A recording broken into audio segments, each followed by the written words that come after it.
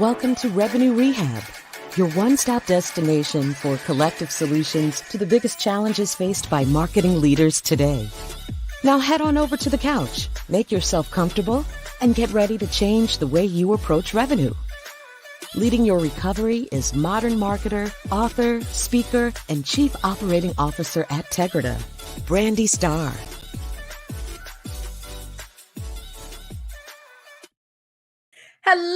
Hello, and welcome to another episode of Revenue Rehab. I am your host, Brandi Starr, and we have another amazing episode for you today. I am joined by Robin Bowling. Robin is a dynamic force in the marketing and leadership realm, based just outside of Atlanta with her supportive husband, Gabriel, and their lively trio of dogs, Riley, Lola, and Batman. Robin has shaped an impressive 25-year trajectory in marketing. While she's got a natural talent for sales, her heart truly beats for the genuine connections and innovative leadership approaches. Robin, welcome to Revenue Rehab. Your session begins now. Hello, Brandi. Thank you so much for having me. I am excited to talk to you today. As I say, you've got such a great energy and heart, and we're going to be talking about the heart of marketing. But before we get there, I like to break the ice with a little woo-saw moment I call buzzword banishment. So tell me, what buzzword would you like to get rid of forever? Forever. The word iterate. Why don't you like iterate?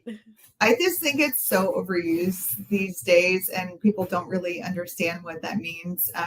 We have several iterations of what's happening, but you hear leaders telling you just need to iterate, but then no explanation happens, with regard to that. So it makes it very confusing to your team. We'll just continue to work towards a common goal of, making sure that we make things work. Yes, there's several iterations of what we do, but the word iterate for sure. Yeah. Okay. I was going to say, I'm going to have to try hard to not use that one in our conversation, because it is definitely one that I probably overuse. But at least for today, we're going to put it in the box. We're going to throw it away, and we are not going to iterate anything. Yeah. Well, now that we got that off our chest, tell me, what brings you to Revenue Rehab? Oh yeah, absolutely. So, absolutely love the show, and, get lots of little tidbits of information. But one of the things we were thinking about today is that just, there's been a significant challenge that looms large in the dilution of brand authenticity. So, as a brand, we grapple with some of the pressures and the rapid marketplace changes for evolving consumer expectations. So there is a huge race for visibility, and there's a troubling trend with the true heartbeat of marketing and authentic connections and real storytelling. So that often gets overshadowed by what's happening in the news. And we tend to kind of gravitate towards what is happening in the news and making sure that we want to put that out. So I think, making sure that we stay on brand and, stay authentic and true to ourselves, our brand identity, and the integrity of the brand. I think that's really important, and it can be a huge challenge these days. Awesome. And the timing of this discussion is great. Last week's episode, I talked to Elza, and we were talking about, appealing to the emotion and being able to also put that brand authenticity there. So I'm running a trend around making sure that we stay authentic. So for everyone listening, after my conversation with Robin, make sure to go back one episode to continue the discussion around authenticity and emotions. And so, Robin, I think this is so important because, it is really easy for brands to kind of chase whatever is the hot thing or whatever everyone else is doing. And so before we really dive into that, I believe in setting intentions. It gives us focus, it gives us purpose, and most important, it gives our audience an expectation of what they're going to learn today. So what is your intention for our conversation, or what's your best hope? So, I hope to kind of delve, as deep as we can today into authenticity and purpose, and somehow explore some of the factors that not only drive meaningful client connections, but connections with your team, and then also have a significant impact on your brand's return on investment. Awesome. I know, if you think about our audience, it's primarily CMOs, VPs of marketing, like folks that have been in this business for a long time. And I seem to get into conversations all the time where people are still asking the question of how important is it to really focus effort and resources on brand and building the brand, and what that brand story is. And it seems like it is consistently very hard to get the buy-in and to give the real understanding of why this is important. And so I'd like to start with the why should we care? Why does this matter? From your perspective, why do we need to really make this effort to focus on brand? So, authenticity isn't just a buzzword. I know that we hear that, everywhere in the marketplace now. It's the very essence of successful. It's the very essence of successful branding in today's digital era. We get genuine connections from authenticity, and people will resonate with, the emotion that we can definitely help create. It's very important, at least from my perspective, that we understand the vision of our organization. So I won't go into what the vision of our organization is, but I'll say this much. It starts with the team, making sure that we identify what and how authentic we are going to be as a company internally. If we don't have that buy-in internally, it's never going to happen for us externally. So I think going back to the question at hand, how important it is. It's very, very important, to create that. Yep. Sorry. No, I agree completely. And I love that you hit on the internal factors, because so often I think that a lot of people think about brand as just what we're putting externally. But I believe that, a brand shows up most authentically when it is something that is lived and breathed within the organization. And, I think a great example, which sort of positive or negative, it's an example, is if I think about the early 2000s in the .com boom.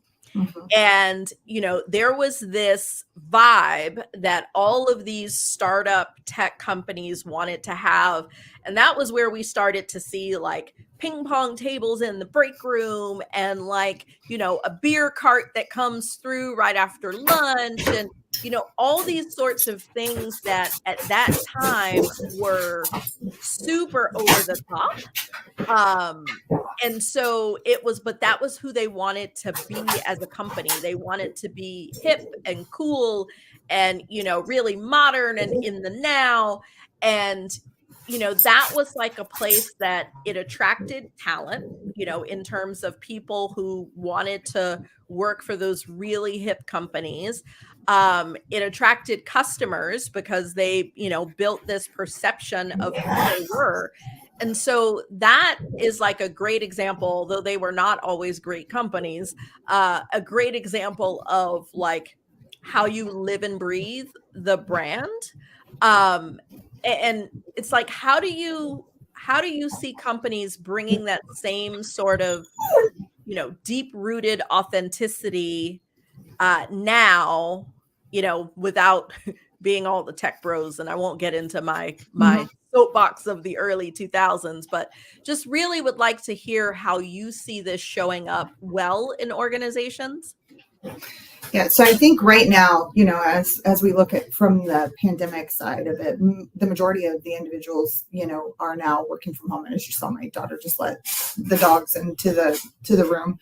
Um, but so the landscape has changed. People want something that's different. They don't want, the ping pong tables and the fun. They want people who actually care about them. And there are three pieces and purposes that I stand by. So my values are very clear. It's purpose.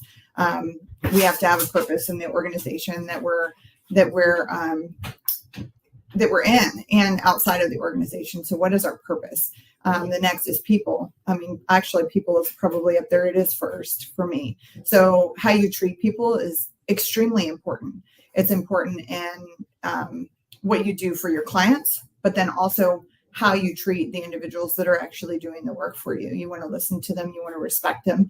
You want to build that team. And they want that, they want to know, one, I'm respected. I'm working from home.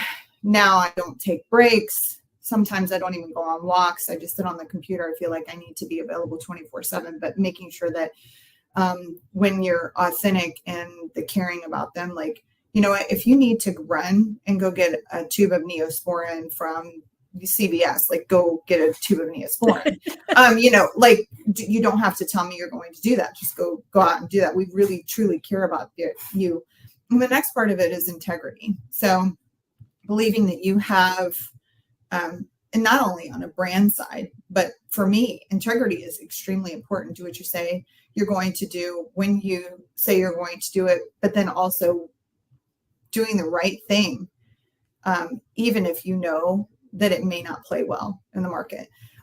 So I would say, just thinking about going back to the .com days, it's changed drastically, the needs and the wants, and making sure that you change and evolve as the market changes and as the new generation comes in. So how do we create those future leaders?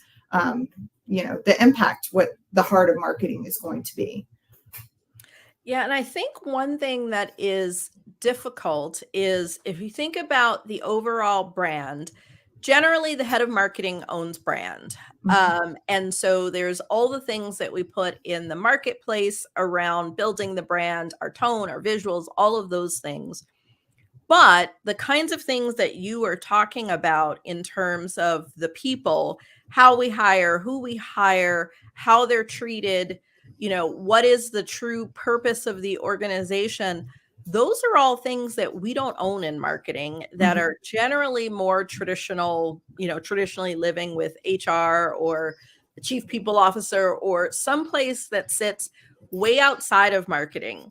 And I think this is where a disconnect really comes in because, to your point, how the people feel about the organization they're working in and how they are treated directly reflects how they're going to treat your customers, how things are going to be put into the marketplace. Like, I think, we are beyond companies who can be two-faced, where you've got this one perception in the marketplace, but then, your employees think it's like the worst place to work. Like that reconciliation is kind of happening in that, we see that more. So how do we as heads of marketing help to drive and influence that authenticity and purpose, and like the heart of marketing? How do we get that to spread throughout the organization, especially if you're in a large company? So, we're in a about a mid-size company, but I've worked for very large brands, international brands as well. And you can see the face of the organization change, and it does take time, right? But it's continuously focusing on what's happening internally. Yeah, I mean, you'll hear several large brands say this. If you take care of your people, there's no telling what they're going to do and how they're going to impact your clients. To take care of your people, they're going to take care of your clients. From my perspective, I walked into a very, really amazing opportunity to work with a great team. Now, full transparency, they were not very happy. It was a huge change. not saying that they weren't happy with me. They weren't happy with the situation that was happening previously. So, and I think having open communication and really listening changed the shape of what we could do in our marketing department. But now that's trickling out in other departments, right? They can see that we're happy, we're making things happen. And I won't talk about process too much, but I'll say, I asked them what is your biggest challenge, and what is the biggest thing that we can help, this organization or this department move forward. And the biggest part was we were taking a ton of internal requests and there was no prioritization. So helping prioritize was the first thing that we tackled. And the trust component, that's where trust was built, is that they knew that when I came in, we were going to work together as a team to communicate, and define what the purpose was going to be beyond the profits. Like, how are we going to make internal change so we can see external profit or internal profits, or how does that trickle out externally? So I'll pause there to see if you've got any questions on that. No, and I definitely agree. And that's how I've always led as well. But I think where I have struggled is it's like I can do that in marketing. Mm-hmm. But then if, let's say, in the customer service department, the head of customer service doesn't subscribe to that same leadership approach, Mm-hmm. you have a disconnect. And so then you have, disgruntled customer service reps who are then talking to your customers. And so it's a different brand experience. And it is really, I think, one of the biggest challenges I've seen with this is that disconnect across the organization, where everyone is not, living that same mindset and investing in their people the same way. Mm-hmm.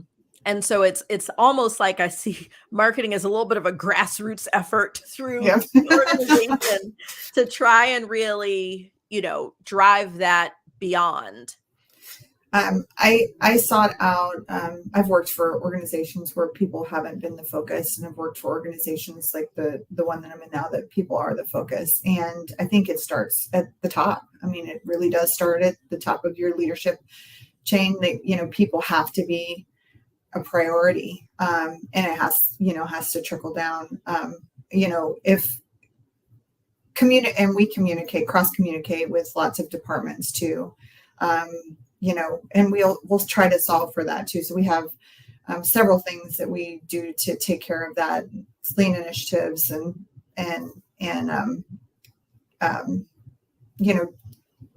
outright it's the communication piece, but it definitely starts at the top. And I want to shift gears a little bit to go back to something you said in terms of broader purpose. And I know when we had a previous conversation, you had brought this up, and you talked about being committed to strategizing and developing campaigns that really align to your company's broader purpose and resonate with the community. And I want to talk about that a bit because I agree that is really important. And how do you go about that in an authentic way? And I ask because there has been, especially there's been a lot of, social activism and awareness in the recent past. And you see a lot of performative efforts by companies where it's like, it's kind of like we were talking about, they want to ride the wave of the news and what's popular and what's happening. So they try to do something, but it's not really who they are. And so how do you really articulate and plan and put stuff out there that really does align to the purpose of the company in a way that actually resonates with the community and doesn't come across as performative? I absolutely love that you asked this question. So one of the things that I did was a huge project, worked cross-functional across all departments, was making sure that we understand who the customer is. I think that's the biggest thing. What do they care about? What are some key messages that resonate? We understand, that all of this, there's a ton of noise that's happening outside of outside of our brand, right? And so how do we take what they care about personally and make sure that it resonates with them? So we develop, personas. We want to really understand our customers. We talk to several customers, we interview them. We talk about key messages, and you'll never see at the top of the list the first thing that they care about when they're coming into work is what's happening in the news. They really care about what's happening with them. And, I work in the healthcare. So, they care about their patients and their residents. And, they really want to help make an impact. And so we try to provide, a solution that will help them make an impact. But within our marketing messages, we want to make it fun because, fun, positive, just something that, they will resonate with based off of what the key message is going to be. And we want to stay authentic to our brand too. We're here to help. We're not here to create, additional, bias in the news. And also like just thinking about what's popular today is not going to be popular tomorrow. Yeah. So how do we create sustaining marketing campaigns, and really think about what the strategy is going to be. So we talk, where we're going to be in the marketplace. If we're going to go to trade shows, we talk about what content is going to be out there, thought leadership content, something that's going to help with solution. But we build really a framework around the customer. It's not, reactive. We're not doing reactive marketing. We're very focused on being proactive with problems that they're trying to solve today. Okay, so you're really focusing the company's purpose, or not focusing, but aligning the company's purpose to what it is that the audience cares about most, and I don't say ignoring in a negative way, but almost ignoring whatever is kind of current events, so to speak, and just really focusing on here's what we care about. Yeah. And if we need to address what's happening in current events, obviously we're going to do that. But for the most part, we want to focus on what the customer and the client cares about today. And I think that's always a tough position for a lot of companies, is like, where do you almost draw that line? Because we have seen some companies, like some major brands, who have taken a stance on, whether it be but religious or political or, whatever the hot topics are. And it has driven, in some cases, it has driven some positive revenue impacts. And in other cases, it has, driven some negative ones. Mm-hmm. And so I've seen people make the argument of, should brands have an opinion, so to speak? Like, Mm-hmm. People have opinions, but should brands have an opinion? And I really like your approach of like not even answering that question, like kind of setting that question aside and saying, that's not my problem. We're going to focus on what our audience cares about, Mm-hmm. and really market to that. And that's how you stay authentic. Mm-hmm. And the other thing I wanted to talk about is, you talked about integrity and purpose and values. What are things that you do from a marketing perspective to help the organization's values really come through? Because we see it on everyone's about page where, it lists the organizational values. Like, that's kind of the default place that it goes, that nobody ever reads. But how do you, as the head of marketing, how do you help to bring those values through, so that if those values align to the audience, like, it's really clear for the audience? That's a great question. I'll say this. Values, I would think really like the purpose and what we're attempting to do, and, in the marketplace, and, with what our clients' problems are. I would say the brand purpose goes beyond more than profitability. And I think that's literally, that's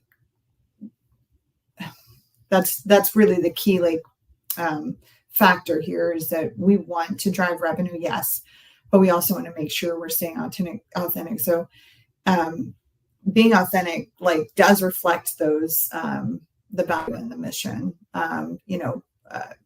to stay, to create.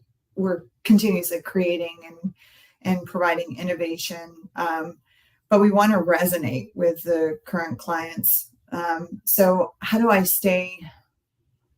That's a really tough one. I think just continuously talking and speaking to our clients and listening to what they have to say and what the problem they're trying to solve. I think ultimately our value is to provide something to our clients that is going to help them in the marketplace and do things that are going to be easier. So they're consistently we know that healthcare has changed since 2020. People are doing a lot more with less. And so how do we help them, innovate even faster? And so that's the core value of our brand is to take care of our clients. So I think, just staying authentic, focusing, on our clients and not the profitability. It does all work out. Ultimately I have, and return on investment that I have to be responsible for, but just making sure that we stay true to the purpose and to our client's purpose. Yeah. And as you were talking, I was sort of almost in my head trying to answer my own question, so to speak, in thinking about what we do. And I know more tactically, messaging is one place where I know that I, toil over probably more than I should, any sort of major messaging that we're putting out there. So copy on our website or, anything that has has legs to it, to really make sure that what we value comes across. And then even thinking about channels as well, I think is another place, I'll say the controversy with Twitter or X or whatever it is now, there's been a lot of brands who have pulled their advertising dollars from there. And, that makes a statement in terms of what an organization values. When Meta was, testifying in front of Congress, there was a lot of concern around, if we are advertising on Facebook and Instagram, how is this portraying our brand? There's been some organizations we look at, if we're going to participate in events, we look at what states these events are in and, try not to spend our dollars in states where the policy of those governors doesn't align to our morals and values. And, I think when you are really trying to demonstrate that, it is a risk because there's always the potential for, customers who disagree to be I don't want to work with them. Or, we've had moral dilemmas where we've had organizations that were prospects where we're we really don't believe in what they stand for. And we've had to make the conscious decision to say, we're going to turn down that business because all money ain't good money. And, our integrity, our values, our, human-centered, human rights-centered approach doesn't align to, what these organizations stand for. And I do think that that's a really hard thing to do for the head of marketing, because to your point, in some cases, you are putting that authenticity and integrity ahead of revenue and profits. And, because we do have to show and prove when it comes to the ROI, that can be a really, really fine line to walk. And I think for me, it always comes down to can I sleep at night with my decisions? I feel good about turning away revenue that, makes me cringe to think about what the organization stands for or what they do. It's if I would want to hide the fact that we work with a brand, that means it's probably not, someone that's a good fit. And being comfortable enough to really be clear about that in marketing material, in your sales process. Like, I think that is the really hard part, but the required part in staying true to that purpose and actually being authentic in who you are. Yeah, Any thoughts on that? I do completely agree. I mean, there's been times that, I think everybody has, those clients they will not work with for one reason or another. And I'll say, internally as a brand, we want to make sure that we're protecting, our values and, the values of our clients and also the values of the individuals that are in the organization. So making sure that we stand true to our beliefs and our values. I mean, that's always, it's always something that you have to balance. It definitely is a balancing act, beyond profits for sure. I love it. Well, talking about our challenges is just the first step, and nothing changes if nothing changes. And so in traditional therapy, the therapist would give the client some homework. But here at Revenue Rehab, we like to flip that on its head and ask you to give us some homework. So if anyone is listening and recognizes that their organization is struggling with the heart of marketing and staying true to that brand authenticity, what's the first step? What advice would you give them in terms of where they should start? So I would say use authenticity as an ROI driver for sure, because we didn't hit on ROI, but I'll say that. So genuine brand authenticity and purpose can directly influence the customer behaviors, and that leads to brand loyalty and in turn increased revenue. So I would say focus on being authentic to your brand. Use that as an ROI driver. Don't try to just, it's shoot fish in a barrel. Really focus on your clients and what their needs are to help you drive that value there. Awesome. Well, I think that is a great starting point. And, any place that we can tie what we're doing to revenue and show a return is always a win. So yeah, I like that as a good action item. Well, Robin, I have enjoyed our discussion, but that's our time for today.